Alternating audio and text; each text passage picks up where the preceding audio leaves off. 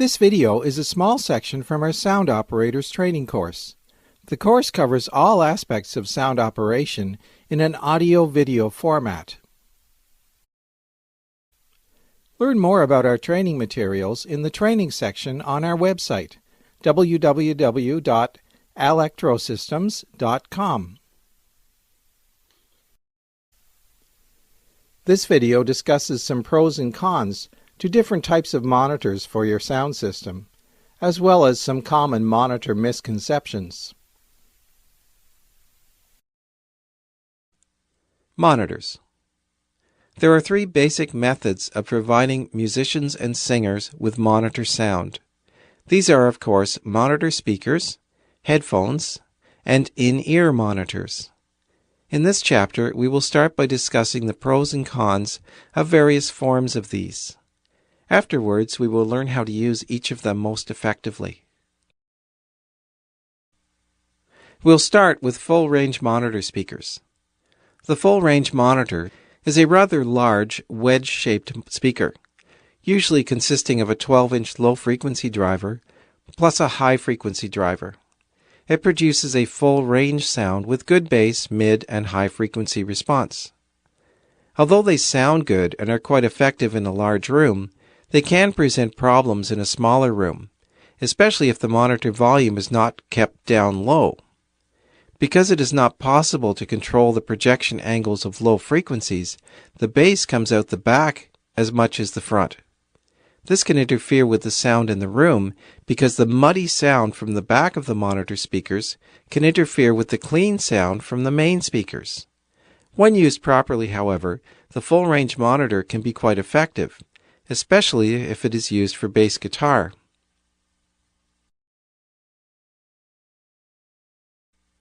Compact monitor.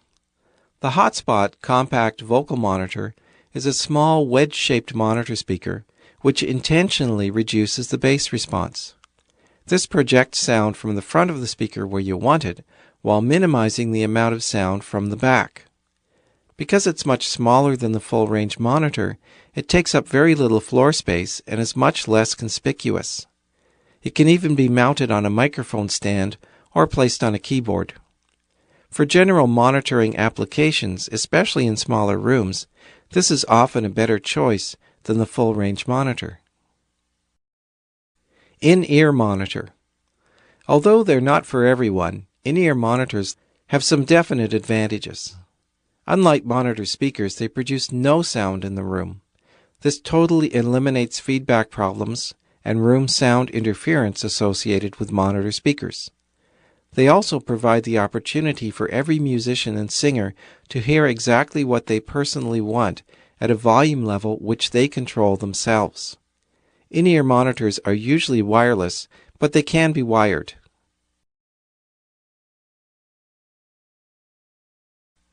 Personal monitor mixing system. A personal monitor mixing system like the Aviom system takes personal monitoring to the ultimate level. It sends up to 16 mixer channels to any number of compact mixers. Each musician and singer can have their own mixer which they control. These mixers can be connected to an in-ear monitor, headphones, or powered monitor speakers, allowing everyone to hear exactly what they want and control it themselves.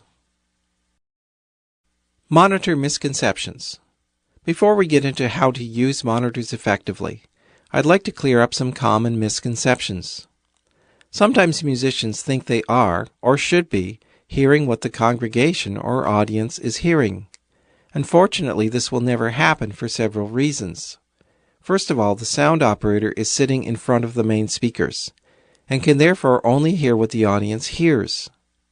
Second, the sound heard by the listeners is made up of three sources, consisting of the sound from the instruments and singers themselves, the sound from the main speakers, and the combination of sound bouncing around in the room. On the stage or platform, the sound sources are quite different. Third, the purpose of the monitor speakers is to provide the musicians and singers with what they need to stay in time and in tune. The sound mix they need for this is not the same as the final mix for the audience.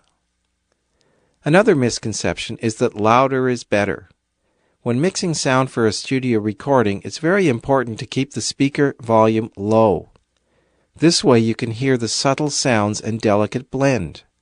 When the volume is too loud, you just hear a massive sound. The same is true with monitor speakers. You can hear the details much better at low volumes. So, with these thoughts in mind, let's look at monitor mixing techniques. This is quite different from main sound mixing. Learn about effective monitor use and mixing techniques with our Sound Operators Training course. Find the details in the training section of our website, www.electrosystems.com.